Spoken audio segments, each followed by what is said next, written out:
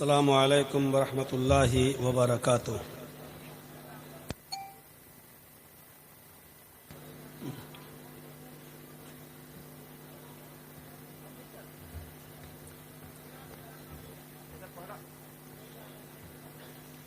الحمد للہ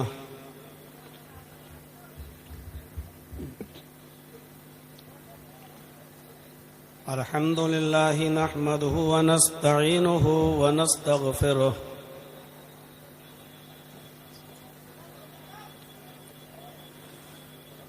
ونعوذ باللہ من شرور انفسنا ومن سیئات اعمالنا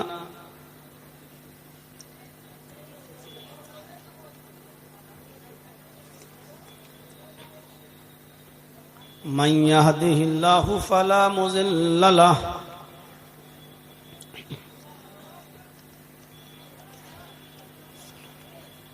ومن يضلله فلا هادي له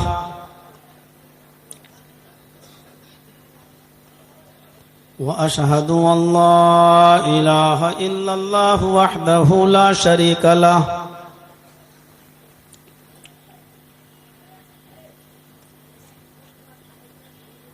وأشهد أن محمدًا عبده ورسوله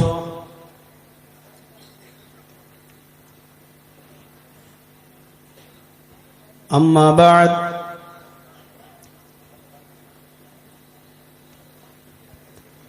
فإن خير الحديث كتاب الله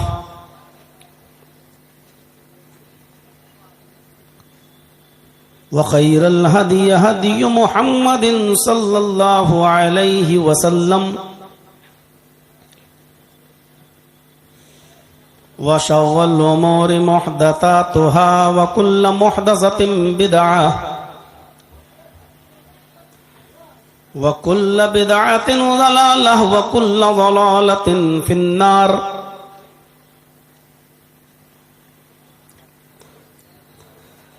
أعوذ بالله من الشيطان الرجيم، بسم الله الرحمن الرحيم۔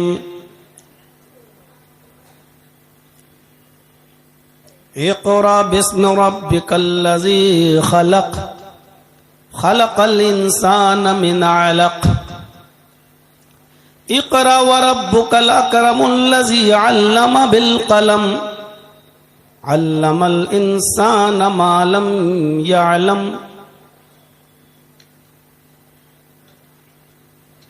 وقال النبي صلى الله عليه وسلم خيركم من تعلم القرآن وعلمه۔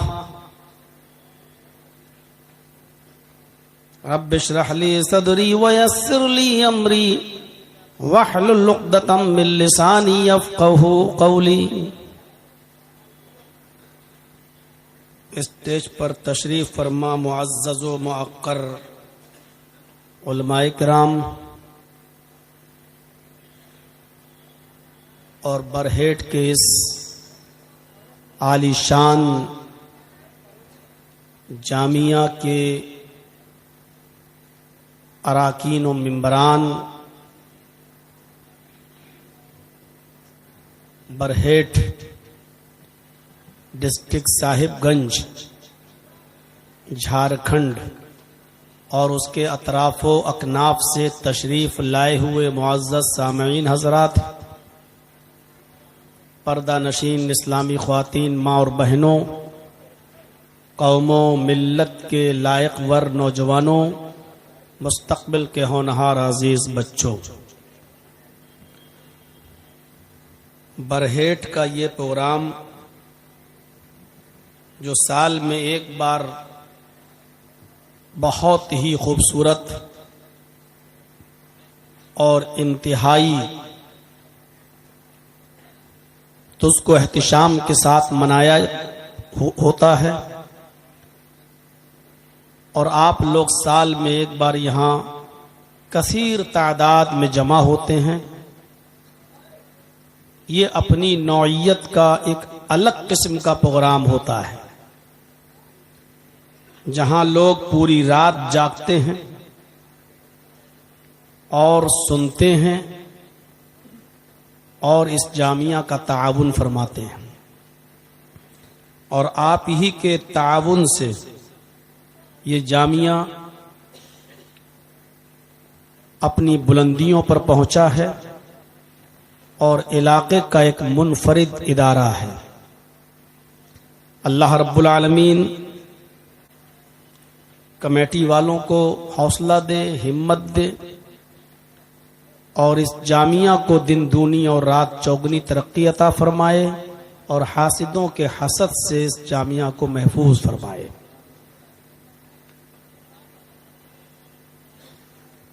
علم دنیا کا سب سے عظیم تحفہ ہے۔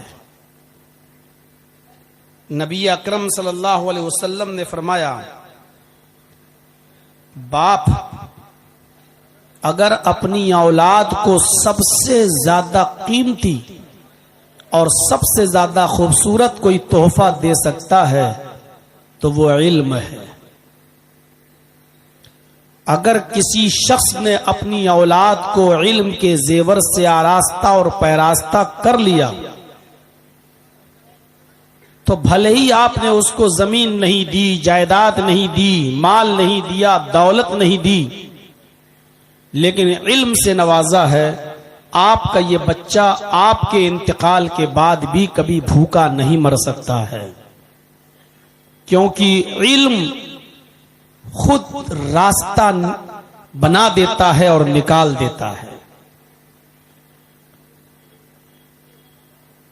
نبی اکرم جناب محمد الرسول اللہ صلی اللہ علیہ وسلم پر جو سب سے پہلی آیتیں نازل ہوئیں وہ اسی علم کے تعلق سے ہوئیں۔ آپ نے یہ باتیں بہت سے علماء سے سنی ہوں گی۔ آپ پوری رات جلسہ سنیں، تقریباً رات کے 2 بجے تک ابھی تک آپ جاگے ہوئے ہیں، اور مجھے معلوم تھا جس وقت میں آیا اور مدرسے کے آفس میں بیٹھا، جب میں گیا یہاں سے اٹھ کر تو میں نے سیکریٹری صاحب سے کہا کہ میں امید رکھوں کہ انشاءاللہ 2 بجے تک میرا ٹائم آ جائے گا، تو ہنستے ہوئے کہنے لگے کہ شیخ آپ نے بالکل صحیح پہچانا، یہی وقت ہے آپ کا۔ لیکن آپ کی ہمت کو داد دینا پڑتی ہے کہ پوری رات بیٹھ کر آپ سن رہے ہیں۔ اللہ رب العالمین سننے سے زیادہ ہمیں عمل کی توفیق عطا فرمائے۔ یہ علم کی آیتیں اس نبی پر اتری ہیں سب سے پہلے، جس نبی نے کبھی کسی کے سامنے زانوے تلمس طے نہیں کیا، کبھی کسی سے شاگردگی حاصل نہیں کی، جس کو پڑھانے والا کوئی نہیں۔ غور کیجئے، جو خود لکھنا اور پڑھنا نہیں جانتا تھا، اس نبی پر سب سے پہلے آیتیں نازل ہو رہی ہیں تو اقرأ باسم ربک الذی خلق۔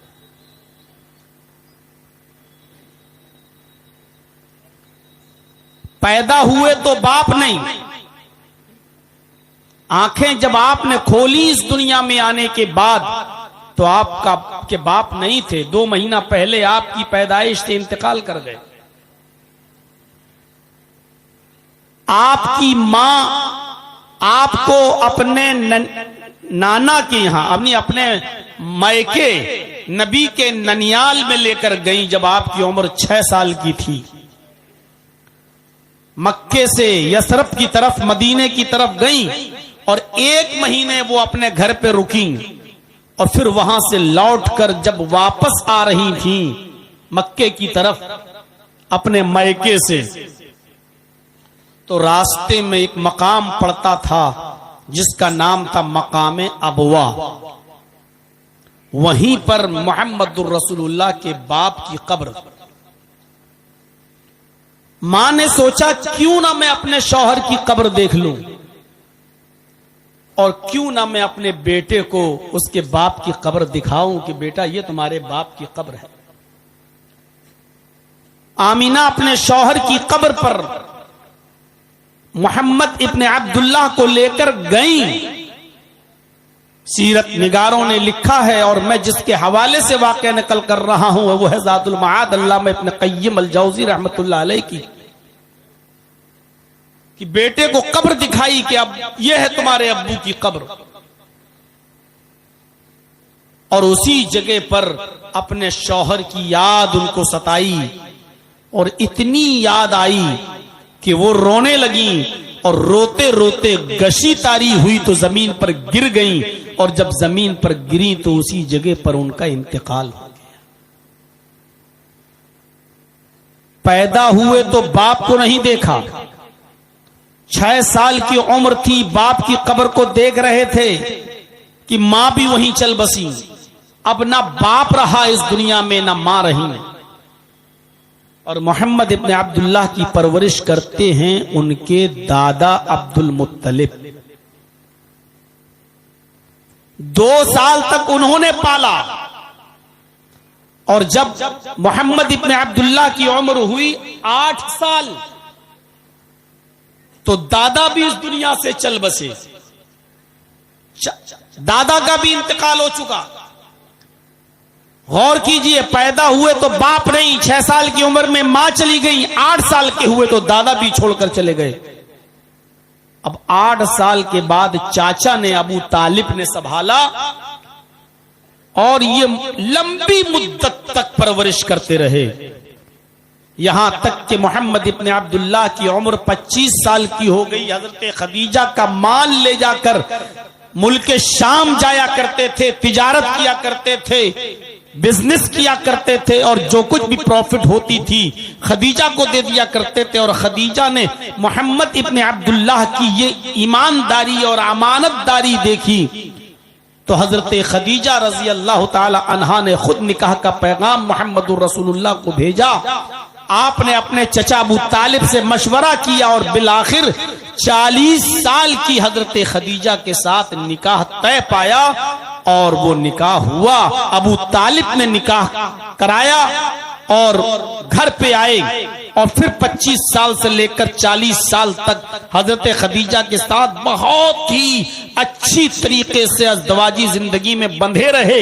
حضرت خدیجہ کی عمر ہو گئی 55 سال، اور محمد الرسول اللہ کی عمر ہو گئی 40 سال۔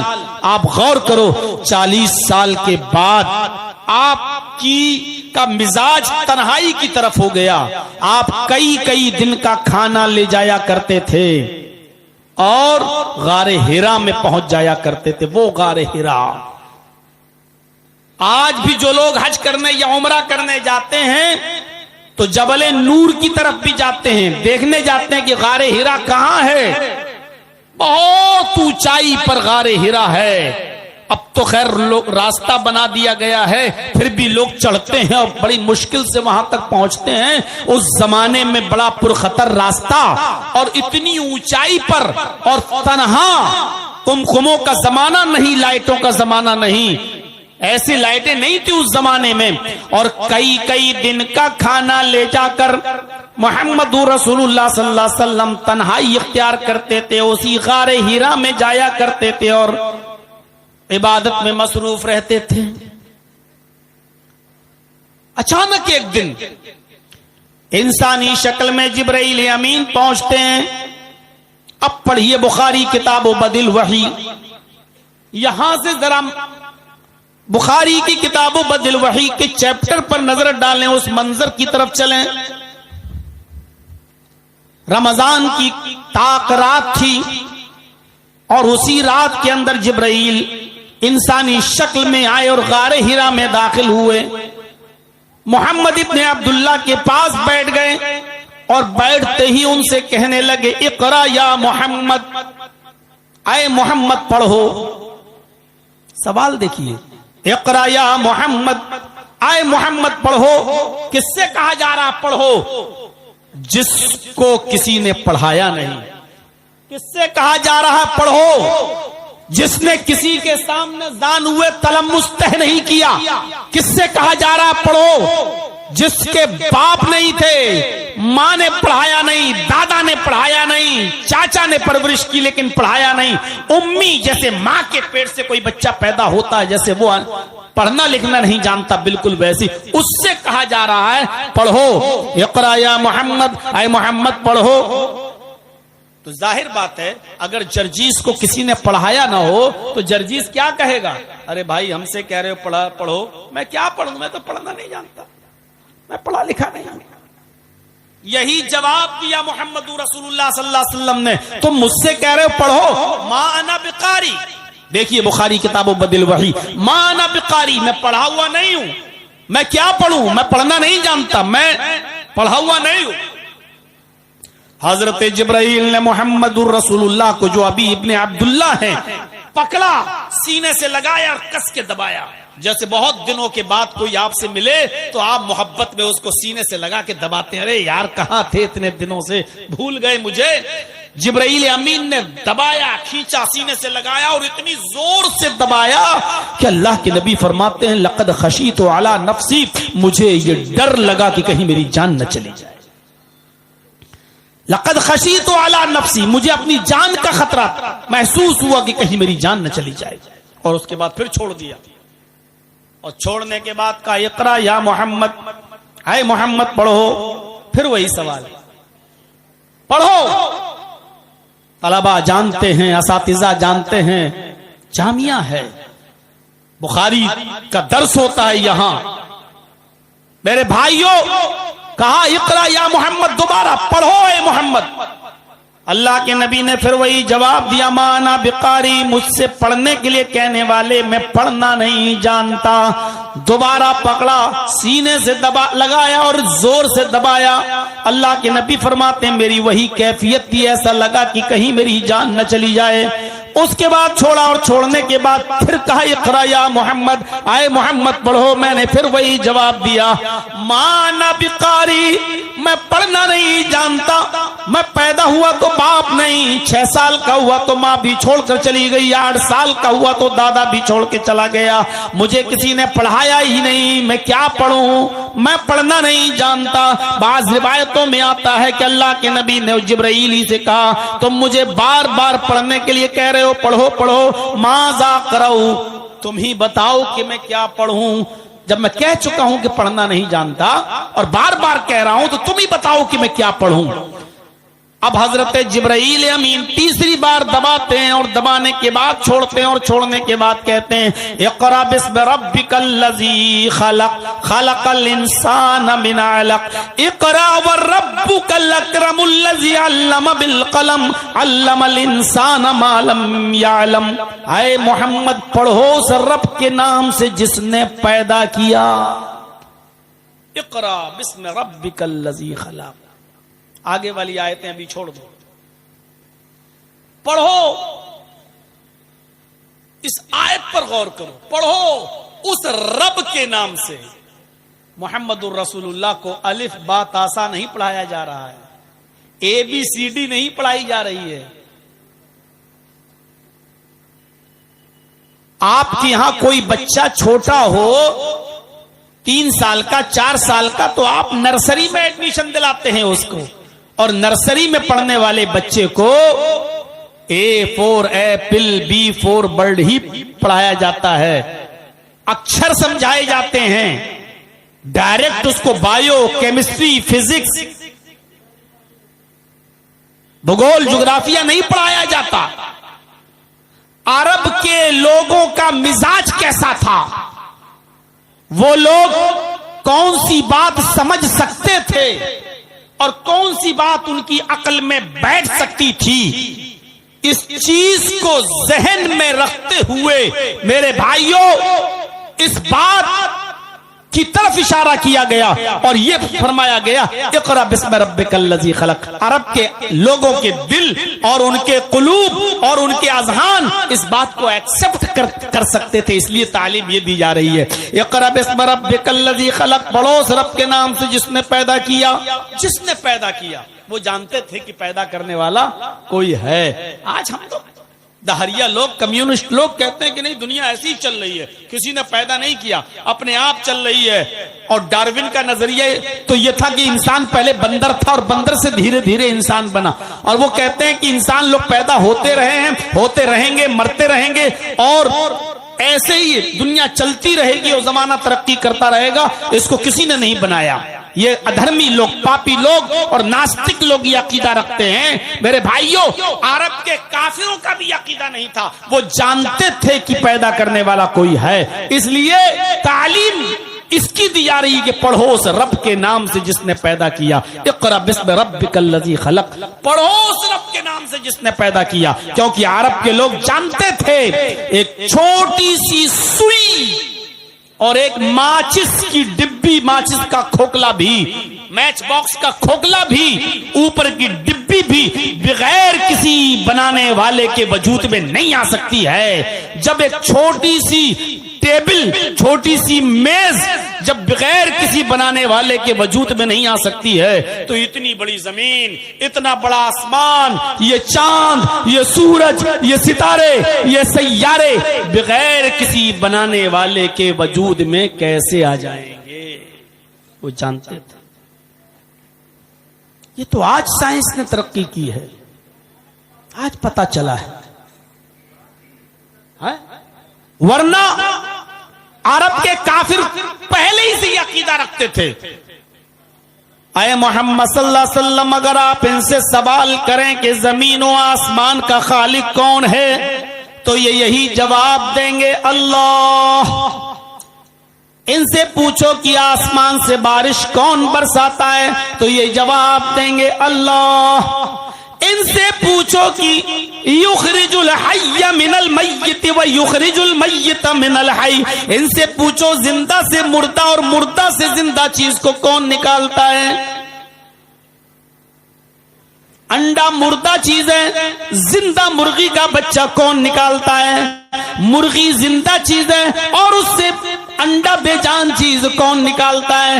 یخرج الحی من المیت، مردہ سے زندہ اور زندہ سے مردہ کو کون نکالتا ہے؟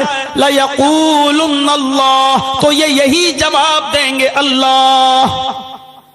ان سے پوچھو کہ تمہاری پریشانیوں کو اور مصیبتوں کو کون دور کرتا ہے اور تمہاری دعاؤں کو کون سنتا ہے تو کہیں گے اللہ.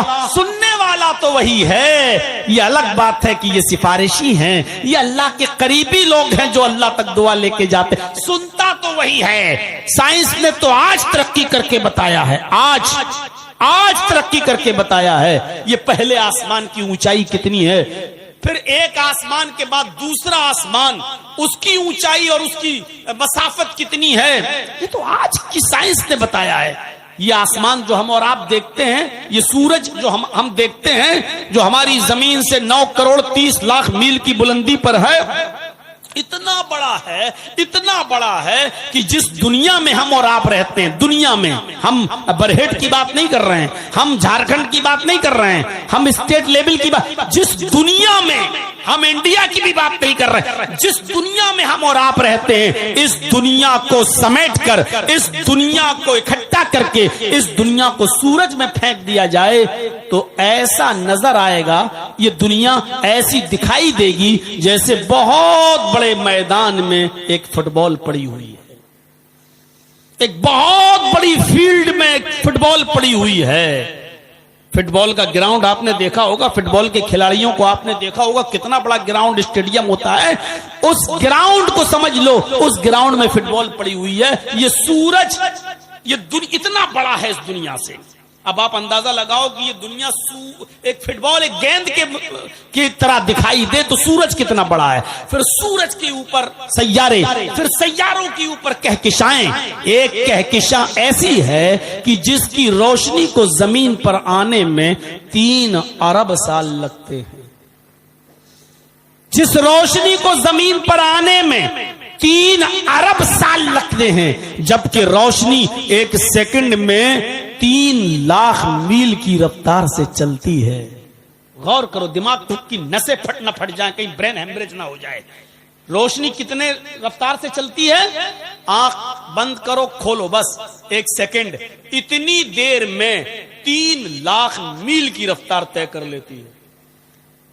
سوچ رہے ہیں آپ؟ آنکھ کھولو، آنکھ بند کرو کھولو، 1 سیکنڈ ہو گیا.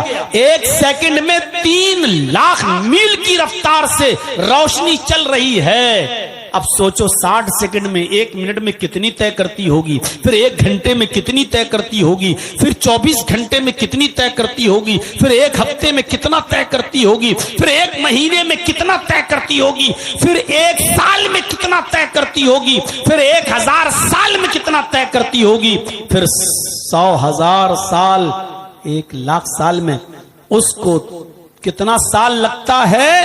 اس روشنی کو زمین پر آنے میں 3 ارب سال لگتا ہے۔ اس کے اوپر ایک اور کہکشاں ہے، اس کی روشنی کو زمین پر آنے میں 10 ارب سال لگتا ہے، اور اس کے اوپر بھی ایک کہکشاں ہے، اس کہکشاں کے بارے میں سائنٹسٹ کہتے ہیں کہ اس کی روشنی کو چلے ہوئے 20 ارب سال ہو چکے ہیں، اس روشنی کو چلے ہوئے 20 ارب سال ہو چکے ہیں، لیکن ابھی تک وہ روشنی زمین پر نہیں پہنچی ہے۔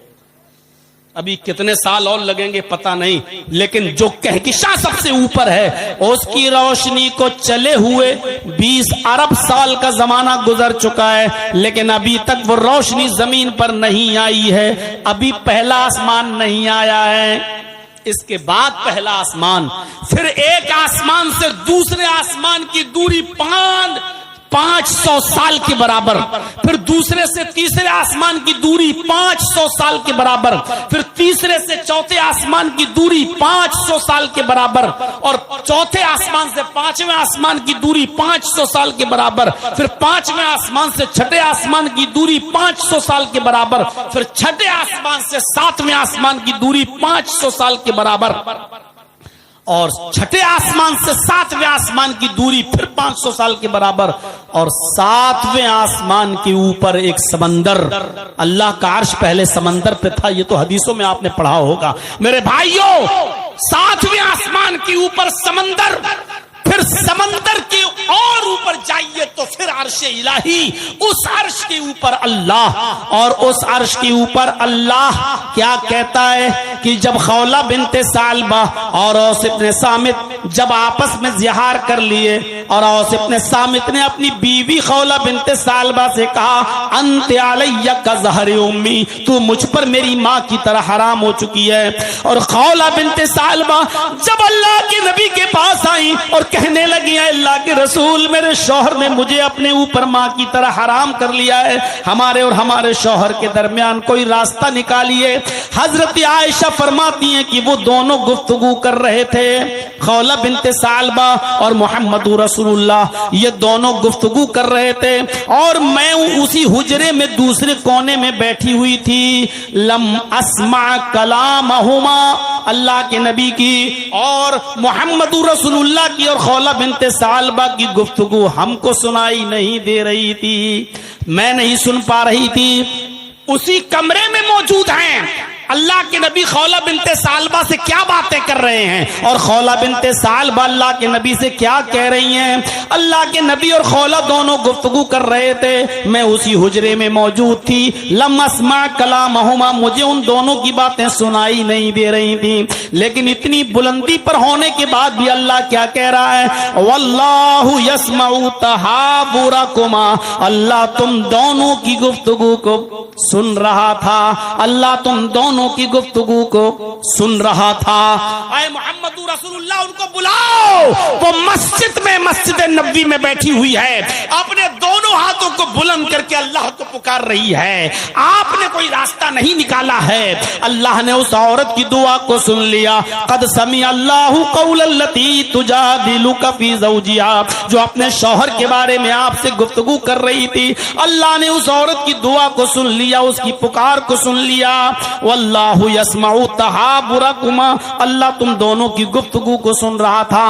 غور کیجئے، سب سے پہلے اس رب کی شناخت کرائی جا رہی ہے۔ یہ طلبہ غور کریں کہ سب سے پہلے یہی آیت کیوں نازل ہوئی، اقرأ باسم ربک الذی خلق، اس رب کی پہچان پہلے بتائی جا رہی ہے کہ اس رب کو پہچانو جس نے ساری کائنات کو پیدا کیا ہے، جس کے قوت سے سماعت کا عالم یہ ہے کہ حضرت عائشہ بغل میں بیٹھی ہیں اور نبی کی گفتگو نہیں سن پا رہی ہیں. اللہ اتنی بلندی سے ان دونوں کی گفتگو کو سن رہا تھا. وہ کالی رات میں، کالے جنگل میں، کالے پہاڑ پر بھی اگر کوئی کالی چونٹی چلتی ہے تو وہ صرف چلتی ہے نہیں، وہ پیر جب پہاڑ کے اوپر رکھتی ہے اور رینگتی ہے تو اس کے پیر کے پہاڑ پر رکھنے کی جو آہٹ اور آواز ہوتی ہے، ہمارا رب اس کو بھی سن لیتا ہے. اس کو ضرورت نہیں ہے. جرجیس کو ضرورت پڑتی ہے دور تک آواز پہنچانے کے لیے مائک کی، اور اپنی آواز پہنچانے کے لیے انٹرنیٹ کی. اللہ کو ضرورت نہیں ہے، وہ محتاج نہیں ہے،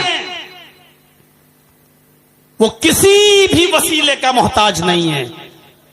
وہ ڈائریکٹ سنتا اور خود سنتا ہے. حضرت عائشہ نبی کی بیوی وہ کہہ رہی ہے لم اسمع کلامہما، وہ دونوں کیا باتیں کر رہے تھے ہم کو سنائی نہیں دے رہا تھا. اور اللہ کہہ رہا ہے واللہ یسمع تحاورکما، اللہ تم دونوں کی گفتگو کو سن رہا تھا. اقرا بسم ربک الذی خلق، پڑھو اس رب کے نام سے جس نے پیدا کیا. سب سے پہلے تعلیم کی وہی ہو رہی ہے، پہچانو اس رب. ہر آدمی جب رب پر غور کرے گا تو ایک دم سمجھ میں آ جائے گا کہ زمین اور آسمان کا خالق، چاند و سورج کا خالق، سیارے و کہکشاؤں کا خالق وہی ہے، اور جو کچھ بھی ہمیں مانگنا ہے اسی سے مانگنا ہے. تو سب سے پہلے تعلیم یہ دی جا رہی ہے. اب آئیے، اب تعلیم تو بہت ہے اور میں آپ کو بالکل منع نہیں کرتا ہوں اور کرنا بھی نہیں چاہیے. آپ کو دین کے ساتھ ساتھ دنیاوی تعلیم کی بھی ضرورت ہے اور دونوں کو لے کر چلنا ہے. جیسے قرآن میں یہ دعا بتائی گئی ربنا آتنا فی الدنیا حسنۃ وفی الآخرۃ حسنۃ وقنا عذاب النار، اس میں دنیا بھی مانگنے کا حکم ہے اور آخرت بھی مانگنے کا حکم ہے. اسی طریقے سے آپ جب دنیا میں آئے تو دنیاوی تعلیم بھی آپ کو حاصل کرنا ہے اور اخروی تعلیم بھی حاصل کرنا ہے، دینی تعلیم بھی حاصل کرنا ہے. بغیر دنیا کے آپ ادھورے ہیں. بہت سے مولوی لوگ آئیں گے اور تقریریں کریں گے دنیا ایسی دنیا ویسی. ارے بغیر دنیا کے کوئی رہ بھی نہیں سکتا. دنیا کے لیے زندگی گزارنے کے لیے دنیا کی چیزوں سے فائدہ اٹھانا ضروری ہے. دنیا کی حیثیت پانی کی طرح ہے اور انسان کشتی کی طرح ہے. پانی، سمندر، ندی اور انسان کی حیثیت کشتی. اب دیکھیے انسان کشتی ہے اور دنیا پانی ہے. کشتی بغیر پانی کے نہیں چل سکتی ہے. اگر ناؤ کو پانی کے باہر لا کر کھڑا کر دو تو وہ چلے گی؟ نہیں چلے گی. اس کا مطلب یہ ہوا کہ کشتی کو پانی کی ضرورت ہے، پانی ہوگا تبھی وہ چلے گی. اس کا مطلب یہ ہے کہ انسان کشتی ہے اور دنیا پانی، تو انسان کو دنیا کی ضرورت ہر حال میں ہے، جیسے کشتی کو اور ناؤ کو پانی کی ضرورت ہر حال میں ہے. لیکن ایک بات یاد رکھیے گا، ناؤ جب تک پانی کے اوپر ہے چلے گی. آپ اس کو کھیر رہے ہیں چلے گی. لیکن ندی کا پانی، تالاب کا پانی یا سمندر کا پانی یا جمنا کا پانی اگر کشتی کے اوپر بھر دو گے، سوراخ کر دو گے اور کشتی کے اوپر اگر لا دو گے تو کشتی بھی ڈوبے گی، کشتی بھی ڈوبے گی اور کشتی میں جتنے لوگ بیٹھے ہوئے ہیں وہ بھی ڈوب جائیں گے اور ہلاک و برباد ہو جائیں گے. جب کشتی تب تک چلے گی جب تک وہ پانی کے اوپر ہے اور دائیں بائیں ہے، چلے گی. لیکن اگر سمندر کے پانی کو کشتی کے اوپر آپ نے لانے کی کوشش کی تو کشتی بھی ڈوبے گی اور آپ بھی ڈوبیں گے. آپ دنیا کی ضرورت ہر انسان کو ہے، لیکن جب تک دنیا سے ضرورت کے تحت دنیا کو استعمال کرو گے تو فائدے میں رہو گے، اور جہاں دنیا کو اپنے اوپر سوار کرنے کی کوشش کی تو آپ بھی برباد ہوگے اور یہ دنیا بھی برباد ہوگی. دنیا تو چھوٹتی جا رہی ہے. یہ 2 دن پچھلی سال آپ کے سامنے آیا تھا، اس سال پھر آپ کے روبرو ہوں. 1 سال دنیا مجھ سے چھوٹ چکی ہے. کہاں گئی دوستی؟ یہ دنیا کہہ رہی ہے کہ تم نے 1 سال مجھے کھو دیا ہے، تم مجھ سے دور ہو چکے ہو. اور آخرت کہہ رہی ہے تم 1 سال میرے قریب ہو چکے ہو، 1 سال میرے قریب ہو چکے ہو. ارتحالت دنیا مدبرتن، یہ دنیا پیٹ دکھا کر بھاگ رہی ہے. والآخرت مقبلتن، اور آخرت سامنے سے آ رہی ہے، تمہارے سامنے آ رہی ہے. وَلِكُلِّ وَاحِدَةٍ مِّنْهُمَا بَنُونَ، دنیا کے بھی اولادیں اور آخرت کی بھی اولادیں، دنیا کے بھی بچے ہیں اور آخرت کے بھی بچے ہیں. کونوا من ابناء الاخرہ ولا تکونوا من ابناء الدنیا، آخرت کی اولاد بنو، دنیا کی اولاد مت بنو. اس لیے کہ دنیا تمہیں چھوڑ دے گی لیکن آخرت تمہیں نہیں چھوڑے گی. دنیا تمہیں ترک کر دے گی لیکن آخرت تمہیں ترک نہیں کرے گی. میرے بھائیو، اس دنیا میں ہمیں دنیاوی تعلیم بھی حاصل کرنا ہے اور اخروی تعلیم بھی حاصل کرنا ہے. اب تو آپ کیا کریں گے تعلیم حاصل؟ اب تو میرا اشارہ ہے آپ اپنی اولاد کو دین بھی سکھائیے اور دنیا بھی سکھائیے. جیسے دنیا میں ہم آئے ہیں تو دنیا بھی کما رہے ہیں اور آخرت بھی، دونوں چیزیں ضروری ہیں. اور اللہ نے خود بتایا ربنا آتنا فی الدنیا، یہ دعا مانگا کرو کہ اللہ اے ہمارے رب دنیا میں جو اچھائیاں ہیں وہ ہمیں عطا فرما، وفی الآخرۃ حسنہ، اور آخرت میں جو بھلائیاں ہیں وہ تو ہمیں عطا فرما. دنیا کی بھی اچھائیاں طلب کرو اور آخرت کی بھی. اسی طریقے سے دنیا کی بھی تعلیم حاصل کرو اور آخرت کی تعلیم بھی حاصل کرو. لیکن یاد رکھنا دینی تعلیم فرض ہے اور دنیاوی تعلیم فرض کفایہ ہے. دنیاوی تعلیم، دینی تعلیم فرض عین ہے. جیسے نماز فرض ہے، روزہ فرض ہے، اسی طریقے سے دینی تعلیم بھی فرض ہے. اور اس کی دلیل کیا ہے؟ اس کی دلیل ہے طلب العلم فریضۃ علی کل مسلم. مسلم میں لڑکا لڑکی، مرد عورت دونوں شامل ہے. اللہ کے نبی نے فرمایا کہ علم دین کا حاصل کرنا طلب العلم فریضۃ، اور العلم میں الف لام تخصیص کا ہے، خاصیت بتلا رہا ہے. علم دین، خاص علم دین کا حاصل کرنا یہ فرض ہے ہر مسلمان پر، چاہے وہ مرد ہو یا عورت ہو. طلب العلم فریضۃ علی کل مسلم، علم دین کا حاصل کرنا فرض ہے ہر مسلمان پر، چاہے وہ لڑکا ہو یا لڑکی. اور دنیا کا علم یہ فرض کفایہ ہے، حاصل تو کرو. آج کل ضرورت ہے میرے بھائیوں ایڈوکیٹس کی جو ہمارے ہاں ہوں، آج کل ضرورت ہے انجینئروں کی جو ہمارے یہاں ہوں، آج کل ضرورت ہے IPS ادھیکاریوں کی جو ہم میں سے ہوں.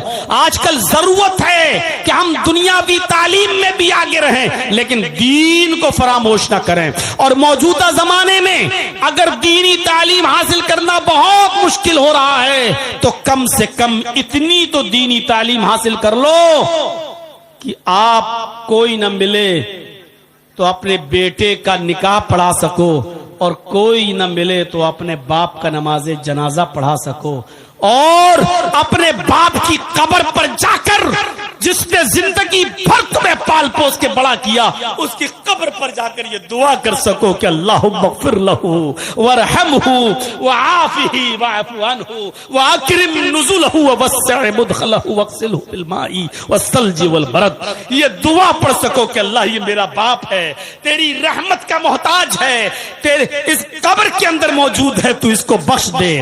اللہ اس کی مغفرت فرما، اللہ میرے باپ پر رحم فرما، اے اللہ ان کی بہترین مہمان نوازی فرما، اے اللہ ان کی قبر کو کشادہ فرما. کم سے کم آپ اتنا تو علم حاصل کریں کہ اپنی اولاد کو بتا سکیں کہ کیا ہے. میرے بھائیوں، دینی تعلیم دنیا سب سے بہتر قرآن کی تعلیم حاصل کرنا ہے. علم دین میں قرآن، خیرکم من تعلم القرآن وعلمہ، تم میں سب سے بہتر لوگ وہ ہیں، خیرکم من تعلم القرآن وعلمہ، تم میں سب سے بہتر لوگ وہ ہیں جو قرآن کو سیکھتے ہیں اور سکھاتے ہیں. ہمارے طلبہ موجود ہوں گے. قرآن کتنی عظیم مقدس کتاب کو تم اس کا علم حاصل کر رہے ہو. یہ قرآن ہی تو تھا جس نے حیثیتیں بدل دی. ارے مکہ کیا تھا؟ ام الخبائث. کیا نہیں ہوتا تھا مکے کے اندر. مکے کو لوگ ام الخبائث کہتے تھے، ساری گندی جگہوں کی ماں. لیکن جب قرآن مکے میں نازل ہوا محمد رسول اللہ کے قلب اطہر پر، تو اس قرآن کی برکت سے اللہ نے مکے کو ام القری بنا دیا. یہ قرآن ہی تو تھا جو ام الخبائث کو ام القری بنا رہا ہے. غور کرو، یہ قرآن ہی تو ہے جس نے رمضان کے مہینے کو سید الشہور بنا دیا. شہر رمضان الذی انزل فیہ القرآن ھدی للناس وبینات من الھدی والفرقان. شہر رمضان الذی انزل فیہ القرآن ھدی للناس وبینات من الھدی والفرقان. رمضان کا مہینہ وہ بابرکت مہینہ جس میں قرآن نازل ہوا. رمضان کے مہینے میں بھی تو 29-30 دن ہوتے ہیں نا، لیکن اس مہینے کو عظمت کس نے دی؟ قرآن نے. رمضان کو تمام مہینوں کا سردار کس نے بنایا؟ قرآن نے. اگر قرآن رمضان کے مہینے میں نازل نہیں ہوا ہوتا تو رمضان کی وہ حیثیت نہیں ہوتی. رمضان کو تمام مہینوں کا سردار کس نے بنایا؟ قرآن نے. یہ ہے قرآن کی عظمت. اچھا، رمضان کے مہینے میں بھی ایک رات آتی ہے جس کو ہم شب قدر بولتے ہیں، جس رات میں قرآن نازل ہوا. اس ایک رات، جس رات میں قرآن نازل ہوا، جانتے ہو اللہ تعالیٰ نے اس رات کے مقام و مرتبے کو کتنا بلند کر دیا ہے؟ اِنَّا أَنزَلْنَاهُ فِي لَيْلَةِ الْقَدْرِ وَمَا أَدْرَاكَ مَا لَيْلَةُ الْقَدْرِ لَيْلَةُ الْقَدْرِ خَيْرٌ مِّنْ أَلْفِ شَهْرٍ. لیلۃ القدر خیر من الف شہر. لیلۃ القدر کا جاگ لینا، لیلۃ القدر کی عبادت کر لینا، اس قدر والی رات کو جاگ لینا، اللہ کی عبادت کر لینا 1000 مہینوں کی عبادت سے بہتر ہے. 1000 مہینوں کی عبادت سے بہتر ہے. 1000 مہینے. جاؤ آپ ملٹیپل، آپ جوڑ دیکھ لیجئے اور تقسیم کر لیجئے. آپ 1000 مہینے کو 12 سے 12 سے آپ دیکھیے اور تقسیم کریے، بھاگ دیجئے. 83 یا 84 سال آئیں گے، 83 یا 84 سال. یعنی رمضان کی ایک رات کا جاگ لینا شب قدر کا 83 یا 84 سال کی عبادت سے بہتر ہے. اس رات کو اتنا بڑا مقام کس نے دیا؟ قرآن نے. ان بچوں کو حقیر نظروں سے مت دیکھو، مدرسے میں پڑھنے والے بچوں کو بری نظروں سے مت دیکھو. آپ اگر تعاون کر رہے ہیں تو آپ کا پیسہ غلط جگہ نہیں جا رہا ہے. یہ اس مقدس کتاب کا علم حاصل کر رہے ہیں جس مقدس کتاب نے رمضان کو سید الشہور بنا دیا، جس مقدس کتاب نے اس رات کو لیلۃ القدر کو خیر من الف شہر 1000 مہینوں کی عبادت سے بہتر بنا دیا ہے. میرے بھائیوں ذرا غور کیجئے، اس قرآن کی عظمت پر ذرا نظر ڈالیے. یہ قرآن جب مکے میں نازل ہوا تو مکے کو ام القری بنا دیا. یہ قرآن جس مہینے میں نازل ہوا اس مہینے کو سید الشہور بنا دیا. یہ قرآن جس رات میں نازل ہوا وہ رات لیلۃ القدر خیر من الف شہر بن گئی. اس قرآن کو جو فرشتہ لے کر آیا محمد رسول اللہ صلی اللہ علیہ وسلم کے قلب اطہر پر، معاف کیجئے گا بہت ہی دو ٹوک بول رہا ہوں، یہی جبرائیل تھے جو موسیٰ پر تورات لے کر آئے، یہی جبرائیل تھے جو عیسیٰ پر انجیل لے کر آئے، یہی جبرائیل تھے جو داؤد علیہ السلام پر زبور لے کر آئے. لیکن جبرائیل عام فرشتے تھے، کوئی ان کی اہمیت نہیں تھی. لیکن جب یہی جبرائیل قرآن کریم کو لے کر جناب محمد رسول اللہ کے پاس آئے اور قرآن کا نزول جب محمد کے قلب اطہر پر کیا تو اللہ نے قرآن کی برکت سے جبرائیل کو سید الملائکہ بنا دیا، تمام فرشتوں کا سردار بنا دیا. آپ دیکھیے تو خیرکم من، جس قرآن نے ساری چیزوں کی حیثیت بدلی، اس قرآن نے پڑھنے والے اور پڑھانے والوں کے مقام کو بھی بلند کر دیا. وہ لوگوں دنیا میں بہت بڑے بڑے اسمارٹ لوگ ہیں، اچھی اچھی کیٹیگری کے لوگ ہیں، پروفیسر ہیں، انجینئر ہیں، ایڈوکیٹس ہیں، آئی پی ایس ہیں، دنیا میں ہر قسم کے لوگ تمہیں ملیں گے. لیکن کعبے کے رب کی قسم اللہ کے نبی فرماتے ہیں ان میں سب سے بہتر कौन है? कोई आईपीएस की डिग्री लेकर आया, कोई एडवोकेट की डिग्री लेके आया, कोई डीएम बन गया, कोई एसडीएम बन गया, कोई इंजीनियर बन गया, कोई सिविल इंजीनियर बन गया, कोई आर्किटेक्चर बन गया, कोई कुछ बन गया।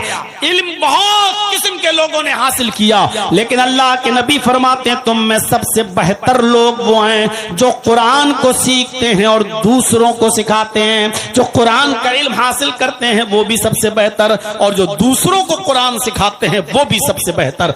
यानी इनसे बेहतर इस रूए जमीन पर कोई नहीं है। आप अंदाजा लगा सकते हैं, आप गौर कर सकते हैं। मेरे भाइयों, हर बाप की जिम्मेदारी है, हर बाप की जो साहिब औलाद है उसकी जिम्मेदारी है कि वो गौर करे कि उसकी औलाद कहां जा रही है, किस तरफ जा रही है।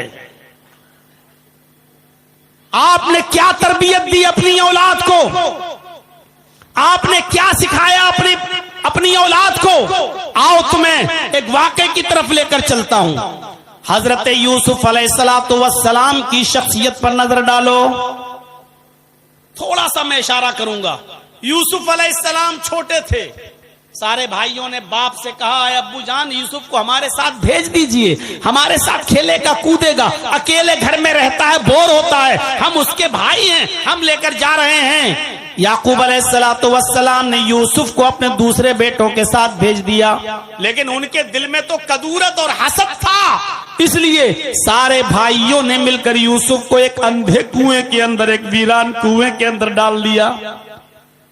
अब देखिएगा, कुएं के अंदर डाल दिया, फेंक के चले आए, और घर पे आने के बाद उन्होंने अपने बाप से क्या कहा?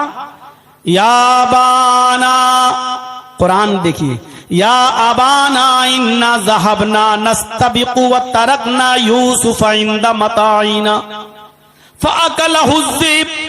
आए अब्बू जान, हम यूसुफ को लेकर जंगल में गए, हमने अपने सामान के पास यूसुफ को बिठा दिया, हमने अपने सामान के पास यूसुफ को बिठा दिया, हम खेल कूद में लग गए, दौड़ भाग में लग गए। फअकलहु ज़िब, एक भेड़िया आया और वो यूसुफ को खा गया। हालांकि यूसुफ को इन्होंने कुएं में फेंका था, लेकिन बाप से क्या कह रहे हैं? हमने यूसुफ को अपने सामान के पास बिठा दिया था निगरानी के लिए, और हम खेल कूद में लग गए और यूसुफ को भेड़िया खा गया। वमान तबिमुमिनिन लना, बात की स्टाइल देखिए। झूठे लोग अपनी बात को इसी तरीके से कैसे पेश करते हैं, किस अंदाज से। अल्लाह की कसम, अरे 1 महीने में हम तुम्हारा पैसा लौटा देंगे, बेटी की शादी है, और 4-4 साल तक मांगते फिर रहे हो। अब आप अपना पैसा ऐसे मांग रहे हो जैसे भीख मांग रहे हो किसी को। वमान तबिमुमिनिन लना, और आप हमारी बात क्यों मानने लगे? आप हमें सच्चा नहीं जानेंगे, आप हमारी बात क्यों मानेंगे? वलो कुन्ना सादिकीन, अगरचे हम सच ही क्यों ना बोल रहे हो। बात आई गई, खत्म हो गई।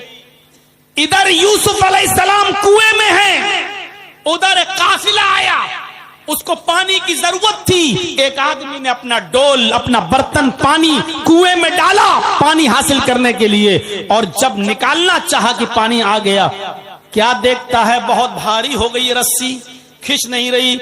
जब झांक कर देखा तो उस डोल के अंदर यूसुफ बैठे हुए हैं, एक लड़का बैठा हुआ है। इसने झांक कर देखा, काफिले वालों से कहा या बुशरा हाजा गुलाम, अरे लोगों खुशखबरी हो, हम पानी लेने के लिए इस कुएं के पास आए, लेकिन ये कुआं तो वीरान है, अंधा है, इस कुएं में पानी नहीं है, लेकिन खुशखबरी हो, एक बच्चा हमें मिल गया है। उस बच्चे को निकाला गया, यूसुफ को निकाला गया, खुश हैं सब। चलो जल्दी करो, इस बच्चे को मिस्र के बाजार में बेच देते हैं, हमारे हाथ आ गया है, हम इसको बेच देते हैं। चोरी का माल लोग जितनी जल्दी हो निकालना चाहते हैं, कोई इसका असली मालिक ना आ जाए, इसलिए कलिया चक्के इलाके में चले जाओ, 20,000 रुपए का मोबाइल 2,000 रुपए में आपको मिल जाएगा। आपके इलाके में भी होता होगा, चोरी का माल लोग बहुत सस्ते में देकर चले जाते हैं। इनको ये बच्चा मिला, इन्होंने सोचा जल्दी से तकसीम, जल्दी से बेच दो इसको। मिस्र के बाजार में गए, یوسف جیسا خوبصورت بچہ، یوسف جیسا خوبصورت اور حسین و جمیل لڑکا کتنے میں بکا؟ آپ تعجب کریں گے قیمت، اتنا خوبصورت بچہ، لیکن وَشَرَوْهُ بِثَمَنٍ بَخْسٍ دَرَاهِمَ مَعْدُودَةٍ، چند کھوٹے سکوں میں انہوں نے بیچ دیا۔ جو مل رہا مل جائے، جلدی سے بیچ کر بھاگو۔ قرآن نے قیمت بتائی، قرآن نے یوسف کی قیمت بتائی، کتنے میں بیچا یوسف علیہ السلام کو؟ وَشَرَوْهُ بِثَمَنٍ بَخْسٍ دَرَاهِمَ مَعْدُودَةٍ، چند گھسے پٹے، چند کھوٹے سکوں میں بیچ دیا، یعنی معمولی رقم میں بیچ دیا۔ لو، اور جو مل گیا لے کے چلے گئے۔ یوسف علیہ السلام کو کس نے خریدا؟ بادشاہ مصر نے۔ چاہتا تو لمبی رقم دے سکتا تھا، لیکن نہیں، چند سکوں میں خرید لیا اور یوسف کو اپنے گھر لایا۔ اور جب لایا تو اپنی بیوی سے کہا کھلاؤ پلاؤ پال پوس کے بڑا کرو، ہمارے پاس کوئی اولاد نہیں ہے، یہ یوسف، یہ آگے چل کر یہ بچہ ہمارا بیٹا بنا، ہم اس کو بیٹا بھی بنا سکتے ہیں، یہ ہمیں کوئی فائدہ ضرور پہنچائے گا۔ ادھر بادشاہ مصر کی بیوی اس بچے کی دیکھ ریکھ کرنے لگی، کھلانے پلانے لگی، پال پوس کر بڑا کرنے لگی۔ اور جب پال پوس کر بڑا کر دیا اور یوسف جوان ہو گئے، بالغ ہو گئے، تو یہ بادشاہ مصر کی بیوی کا دل ہی یوسف کے اوپر آ گیا۔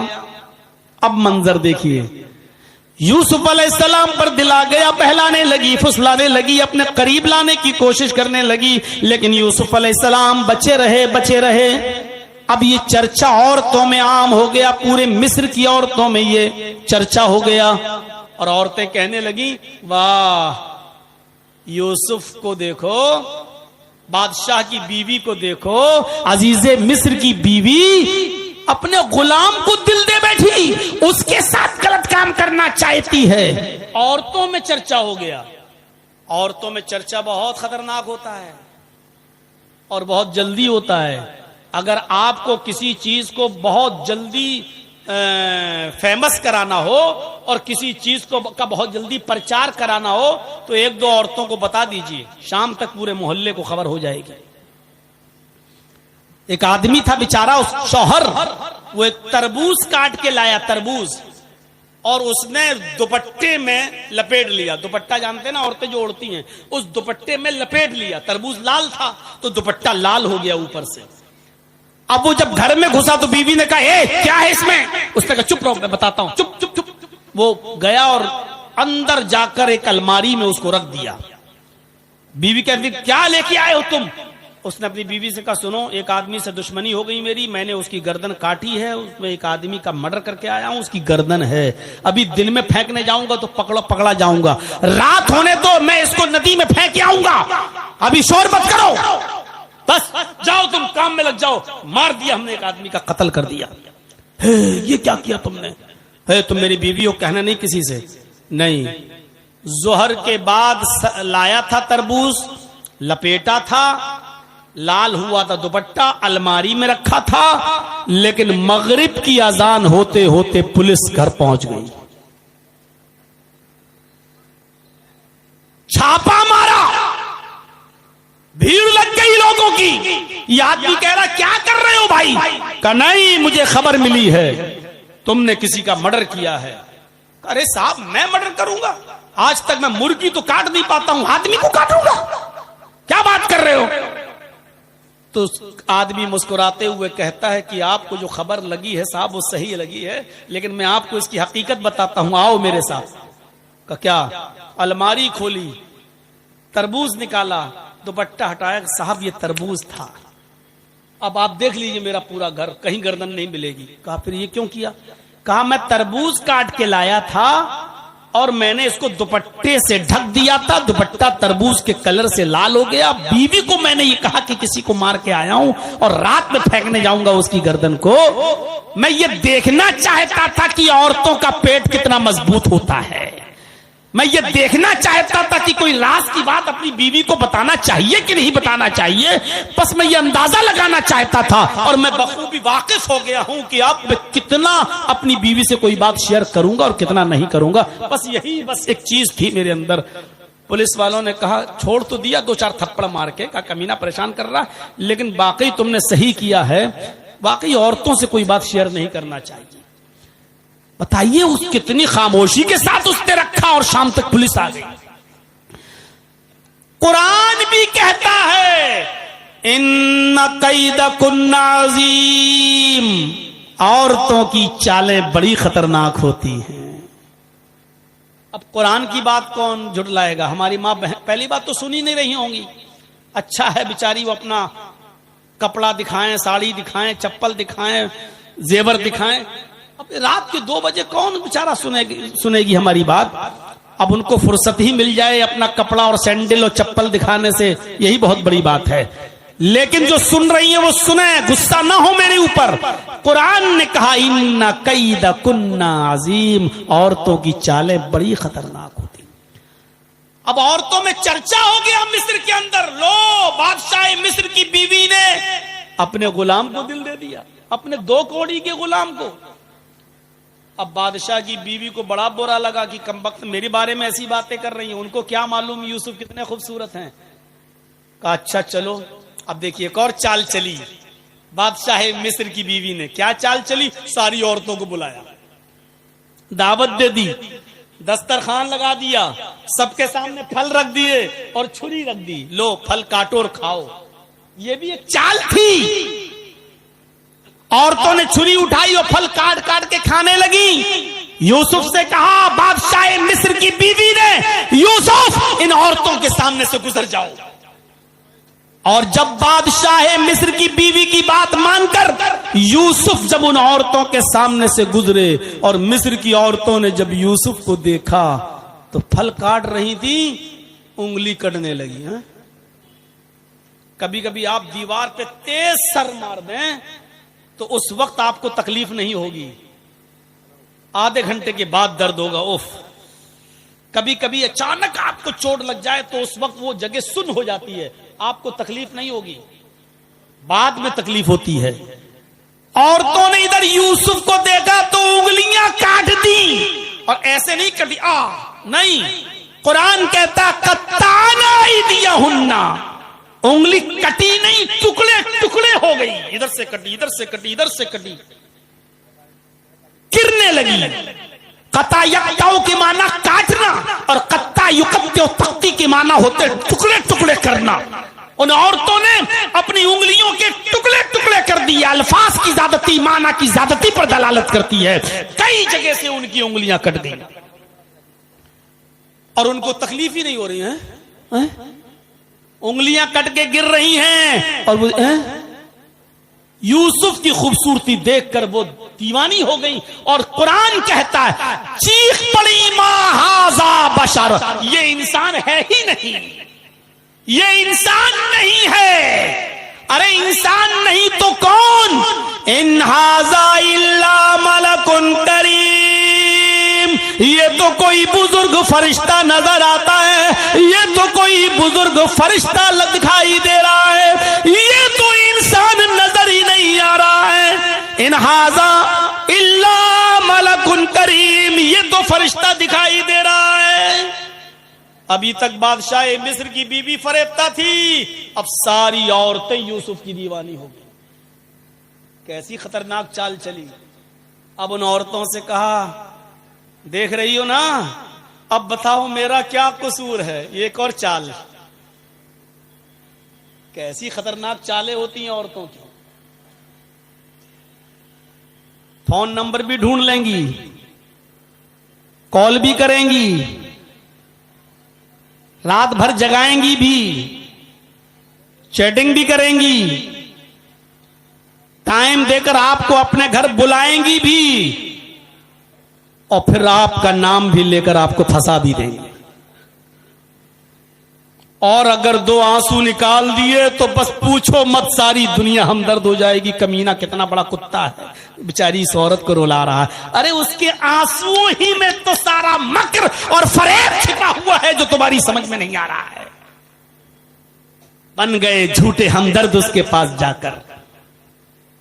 اگر عورتوں کی چالیں خطرناک نہ ہوتی تو قرآن یہ نہ کہتا انا کیدکن عظیم، ان کی چالیں بڑی خطرناک ہیں. ایک اور چال چلی، بتاؤ اے مصر والیو میرا کیا قصور ہے؟ خوبصورت ہی اتنا ہے کہ میرا دل آ گیا۔ ساری عورتیں کہنے لگی نہیں نہیں تمہارا کوئی قصور نہیں، میرا تو خود ہی آ گیا۔ اب جب یہ قبول کروا لیا کہ تمہارا بھی دل اس کے اوپر آیا تو سنو کیا کہا، اوفو قرآن کیا کہا بادشاہ مصر کی بیوی نے، آئے اور تو سن لو، یوسف کو سامنے رکھ کر کیا کہا، اگر اس لڑکے نے، اس نوجوان نے اگر میری بات نہ مانی، دھمکی بھی، اگر اس نے میری بات نہ مانی اور میرا کہا نہ مانا، اور جو چیز میں اس سے چاہتی ہوں اگر اس نے میرے مطالبے کو پورا نہ کیا تو اس کو میں سخت سے سخت سزا دلواؤں گی یا جیل میں سڑا دوں گی، جیل بھیج کر رہوں گی، یہ جیل میں سڑے گا، یہ جیل میں جائے گا، لمبی مدت تک جیل میں رہے گا، جیل میں اس کو سڑوا دوں گی۔ اور جب یوسف علیہ السلام نے سنا کہ بادشاہ مصر کی بیوی نے، میری مالکن نے یہ کہہ دیا کہ میں اس کو جیل میں سڑا دوں گی، تکلیف پہنچاؤں گی، تو جانتے ہو یوسف علیہ السلام نے کیا کیا؟ آسمان پر نظریں ڈالی اور اللہ سے دعا کی۔ جب یوسف اللہ سے دعا کر رہے تھے تو اس دعا میں بھی عورتوں کے مکر و فریب اور چال کا ذکر کر رہے تھے، اور یوسف نے جو دعا کی وہ کیا دعا کی، رب السجن احب الی مما یدعوننی الیہ، اے میرے رب مجھے جیل میں جانا زیادہ محبوب ہے، مجھے جیل میں جانا زیادہ پسند ہے، مجھے جیل میں جانا گوارا ہے، لیکن وہ کام کرنا گوارا نہیں جس کام کی طرف یہ عورتیں مجھے بلا رہی ہیں، یدعوننی الیہ، جس کام کی طرف یہ مجھے بلا رہی ہیں۔ پتا چلا کہ ایک عورت نہیں بلا رہی تھی، ساری عورتیں یہ چاہ رہی تھی کہ یوسف میرے ساتھ منہ کالا کر لے، یوسف میرے ساتھ قائم دے دے اور مجھے وقت دے دے، اس لیے یدعوننی جمع مؤنث غائب کا صیغہ استعمال ہوا ہے۔ کیا کہا، اے اللہ مجھے جیل میں جانا زیادہ پسند ہے، مجھے جیل میں سڑ جانا پسند ہے، مجھے جیل کی زندگی گوارا ہے، مجھے جیل کھانا پسند ہے، لیکن وہ کام کرنا پسند نہیں ہے جس کام کی طرف یہ عورتیں مجھے بلا رہی ہیں اور مجھے دعوت دے رہی ہیں۔ اس کے بعد جو دعا کی وہ یہ کی، وَإِلَّا تَصْرِفْ عَنِّي كَيْدَهُنَّ، اے اللہ ان کی چالوں سے بچانا تیرا کام ہے، اے اللہ ان کے مکر و فریب سے بچانا تیرا کام ہے، اے اللہ اگر تو نے مجھے ان کے چالوں سے محفوظ نہ کیا، ان کے ارادوں سے محفوظ نہ کیا، ان کی چالوں سے اور ان کے ڈھونگ سے اگر تو نے مجھے میری حفاظت نہ فرمائی، اسبو الیہن واکم من الجاہلین، تو میں بھی ان کی طرف گر جاؤں گا، میں بھی ان کی طرف مائل ہو جاؤں گا، میں بھی ان کی طرف جھک جاؤں گا۔ اگر تو نے مجھے ان کی چالوں سے نہ بچایا، اگر تو نے مجھے ان کی چالوں سے محفوظ نہ کیا تو میں بھی ان کے ساتھ منہ کالا کر بیٹھوں گا، واکم من الجاہلین، اور میرا شمار نادانوں میں اور جاہلوں میں ہو جائے گا۔ کیا کہا یوسف علیہ السلام نے، اللہ ان کی چالوں سے تو مجھے بچا لے، جیل میں بھلے ہی چلا جاؤں وہ مجھے گوارا ہے۔ اب سنیے تعلیم دیکھیے کیا ہے، یوسف علیہ السلام کے پھر وہ پیچھے پڑ کے رہ گئی، یہ جیل میں بھی جانے کے لیے تیار ہے، زبردستی کروں اس کے ساتھ، اب زبردستی کرنے لگی۔ کیا کہا، یوسف ادھر آؤ، چلو ایک کام ہے۔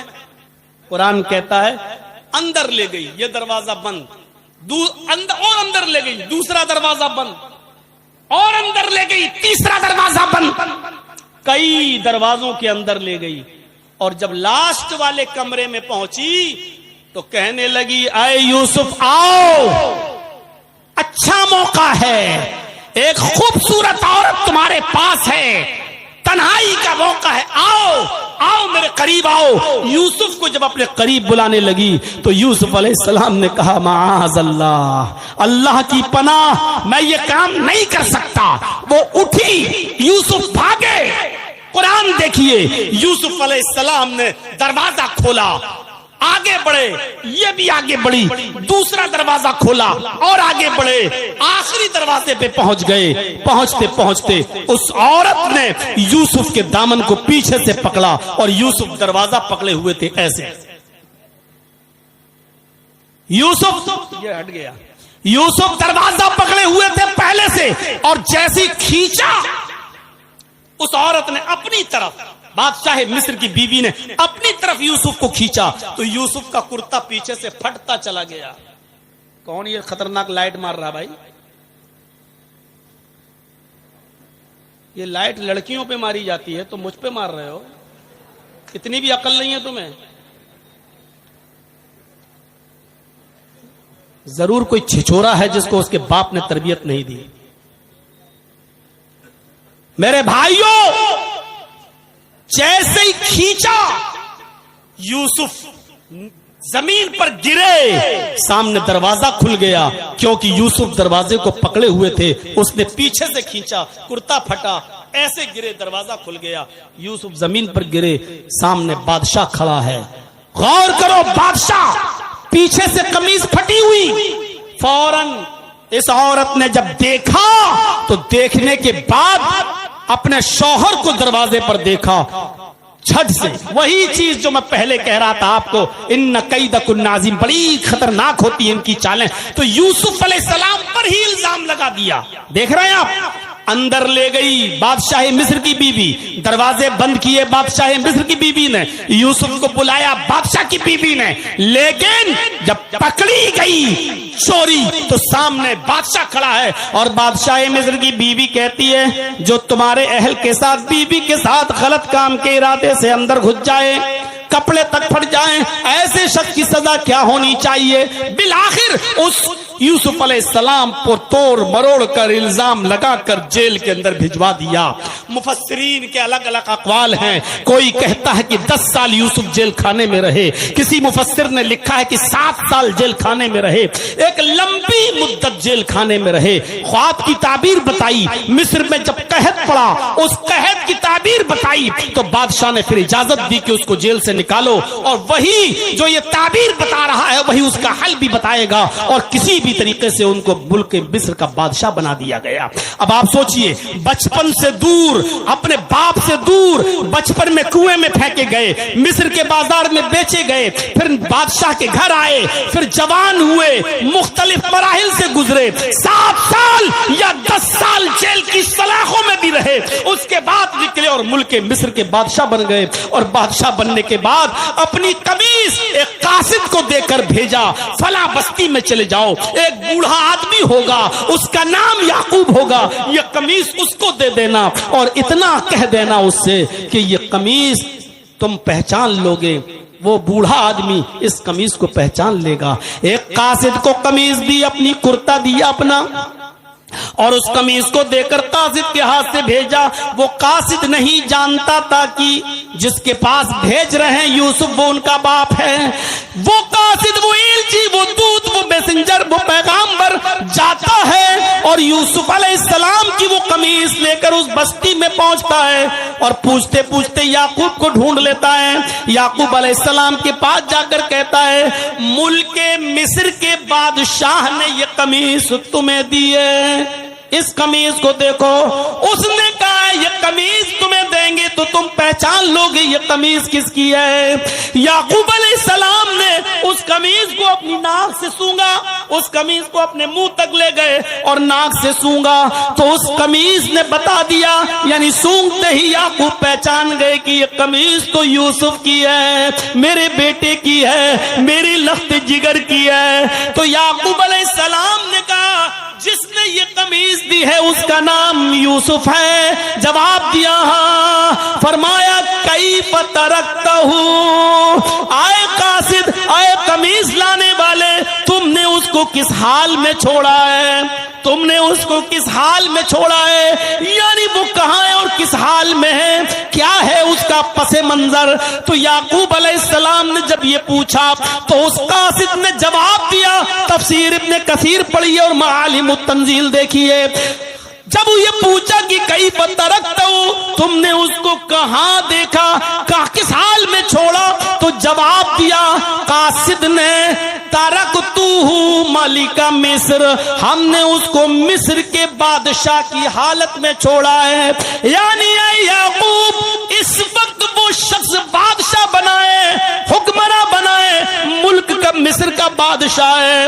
یعقوب علیہ السلام نے سنا کہ میرا بیٹا بادشاہ ہے، ملک مصر کا تخت نشین ہے، بادشاہ ہے. لیکن یہ سن کر ان کو خوشی نہیں ہوئی، رونے لگے اور روتے ہوئے کہنے لگے لا اسألکم عن ھذا، میں یہ نہیں جاننا چاہتا کہ یوسف بادشاہ ہے یا غلام، میں یہ نہیں جاننا چاہتا کہ وہ کس ڈگری پر ہے، کون سی پوسٹ ہے اس کے پاس، میں یہ سب نہیں سننا چاہتا. بس میں یہ جاننا چاہتا ہوں، میرے پوچھنے کا مطلب یہ ہے اسألکم عن ای دین ترکتہ، کہ تم نے اس کو چھوڑا تو اس کا دین کیا ہے. مجھے یہ مت بتاؤ کہ وہ بادشاہ ہے، چیئرمین ہے، ایم ایل اے ہے، ایم پی ہے، کیا ہے، یہ مجھے مت بتاؤ. اسألکم عن ای دین ترکتہ، مجھے یہ بتاؤ کہ اس کو تم نے کس دین پہ چھوڑا ہے. قاصد نے کہا ہم نے اس کو جس دین پہ چھوڑا ہے بس اتنا جانتا ہوں، قال یشہد ان لا الہ الا اللہ، بس وہ یہ کہتا ہے کہ اللہ کے علاوہ ہمارا کوئی معبود نہیں. یعقوب علیہ السلام کہتے ہیں پھر میرے بیٹے کی تربیت ٹھیک ہوئی ہے. اگر وہ اللہ کو پہچان رہا ہے، اللہ کو اپنا معبود سمجھ رہا ہے تو کوئی بات نہیں، اس کی تربیت ٹھیک ہوئی ہے. اقرأ باسم ربک الذی خلق، اس تعلیم سے جو دینی تعلیم ہے اس سے انسان اپنے رب کو پہچانتا ہے. اور دینی تعلیم کو چھوڑ کر دوسری تعلیم حاصل کرنے والوں نے میرے بھائیوں ذریعہ معاش کی طرح کس طریقے سے اس کو استعمال کیا ہے وہ ہمارے اور آپ کے سامنے موجود ہے. نظریں ڈالو، حلال و حرام کی کوئی تمیز آج ہماری سوسائٹی کے اندر نہیں رہی ہے. آج کسی کو بھی دیکھ لو، بینکوں میں کتنا پیسہ اس کا جمع ہے، سود بڑھ رہا ہے، اس سے پوچھو کہ سیونگ اکاؤنٹ ہے اس میں سود بڑھتا ہے تم اس کا کیا کرتے ہو، یا فکس ڈپوزٹ تمہاری چل رہی ہے اس کا کیا کرتے ہو. یہ بتاؤ کہ کس کس کے پاس کریڈٹ کارڈ ہے، اور کریڈٹ کارڈ جب تم بنواتے ہو تو بتاؤ کبھی اگر اس میں وقت پر پیسہ بینک کو نہیں دیا تو سود دیتے ہو یا نہیں دیتے ہو. تو میرے بھائیوں آپ غور کریں کہ اسی نبی نے ہمیں رب کی معرفت دیتے ہوئے اس کمائی کو حرام قرار دیتے ہوئے فرمایا کہ درہم ربا یاکلہ الرجل وہو یعلم، اگر کوئی شخص سود کا، بیاج کا ایک درہم کھا لے،